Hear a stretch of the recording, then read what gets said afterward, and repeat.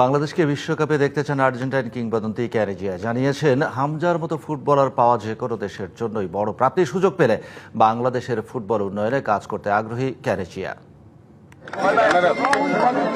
মুখে চিরচেনা সেই মিষ্টি হাসি আর মাথা ভর্তি লম্বা চুল। 90-এর দশকে আর্জেন্টিনা ফুটবলের অন্যতম ভরসার নাম ছিলেন তিনি। কিংবদন্তি দিয়াগো ম্যারাডোনার মাঠের সঙ্গী সাবেক বিশ্বখ্যাত ফুটবলার ক্লদিও ক্যারেজিয়া এখন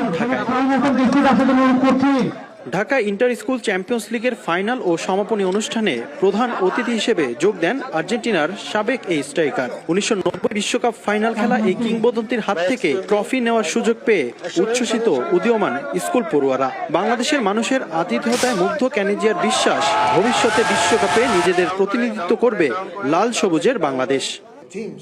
বিশ্বকাপে কোয়ালিফাই করা সবসময়ই কঠিন। বাংলাদেশ ফুটবলে উন্নতি করছে শুনেছি। গত 10 বা 20 বছরে অন্যান্য জাতীয় দল যেভাবে উন্নতি করেছে, বাংলাদেশও যেন তা করতে পারে। বিশ্বকাপে এখন 48টি দল খেলছে, ভবিষ্যতে হয়তো 64টি দল খেলবে। আমরা চাই বাংলাদেশ যেন বাছাই পর্ব পার হয়ে বিশ্বকাপে খেলার সুযোগ পায়। পথটা সহজ নয়, এটি নির্ভর করবে কোচ, সরকার, পারিপার্শ্বিক পরিবেশ এবং প্রতিভাবান খেলোয়াড়দের সঠিক পরিচর্যার ওপর।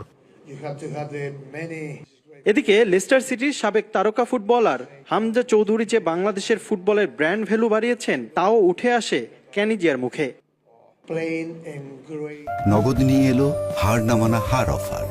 সর্বনিম্ন 10,000 টাকা রেমিটেন্স নগদে পাঠালে থাকছে স্বর্ণের হার জেতার সুযোগ।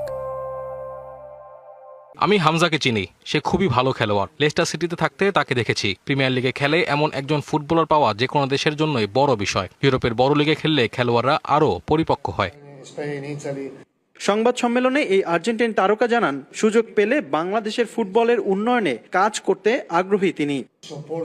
আনুষ্ঠানিকভাবে এমন কোনো প্রস্তাব আমি পাইনি, তবে যে দলগুলো উন্নতি করতে চায় তাদের সাথে কাজ করার অনুভূতি দারুণ। কুরাসাওয়ের মতো ছোট দেশও তো বিশ্বকাপ খেলেছে, তাই সঠিক পরিকল্পনা থাকলে যে কোনো কিছুই সম্ভব। আর্জেন্টিনা ও লিওনেল মেসির প্রতি এদেশের মানুষের ভালোবাসার কথা স্মরণ করে বাংলাদেশের ফুটবল প্রেমীদের প্রতি কৃতজ্ঞতাও জানান এই কিংবদন্তি।